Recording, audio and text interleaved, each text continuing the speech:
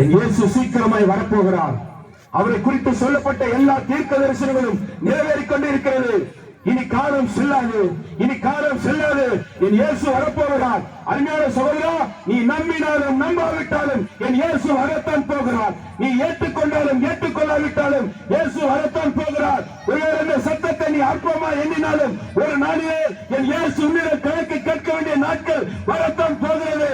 ஆகவே மனம் திரும்பு, இயேசு வரப்போகிறார், இயேசு வரப்போகிறார். அருமையான ஜனமே, இயேசு வரப்போகிறார். மாரநாதா, இயேசுவை சீக்கிரமாய் வாரு.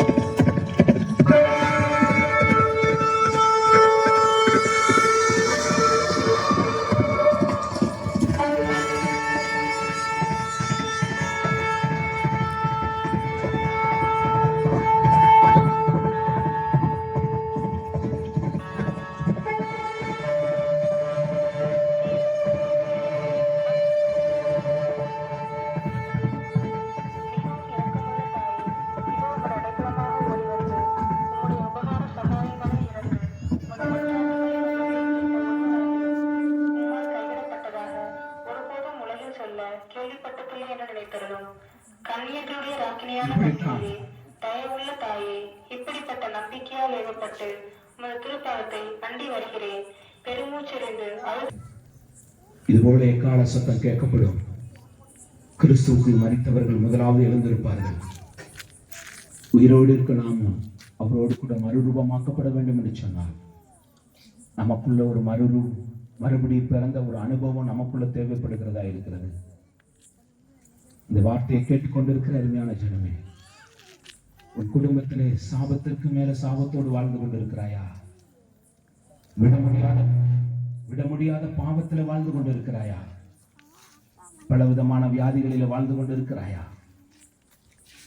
அல்லது மற்றவர்களை குறை சொல்லிக் கொண்டிருக்கிறாயா? அவர்கள் அப்படித்தான் இருக்கிறார்கள், இவர்கள் இப்படித்தான் இருக்கிறார்கள் சொல்லிக் கொண்டிருக்கிறாயா? பரிசுத்த வேதத்திலே ஆண்டவர் சொல்கிறார், அவன் அவனுடைய கிரியைக்கு தக்க பலன் இது என்னுடனே கூட வருகிறது. இன்றைய ரட்சணிய நாள். ஒருவேளை இந்த இயேசு எனக்கு வேணும்னு சொல்லி நீங்க விரும்புவீர்களானால், இந்த இயேசு என் சாபத்தை நீக்க வேண்டும் என்று சொல்லி நீங்க விரும்புவீர்களானால், என் பாவத்தை மன்னிக்க வேண்டும் என்று சொல்லி விரும்புவீர்களானால், இந்த இரவு எங்களோடு கூட இந்த ஜெபத்தில் இணைந்து கொள்ளுங்கள். அல்லது என்னால் அந்த பாவத்தை விட முடியல, எத்தனையோ நான் முயற்சி பண்ணிட்டேன், என்னால் விட முடியலன்னு சொல்லுவீர்களானால், இந்த இரவு உங்களுக்காக நாங்கள் ஜெபிக்க ஆயத்தமாக இருக்கிறோம். எங்களோடு கூட இந்த ஜெபத்தில் இணைந்து கொள்ளுங்கள்.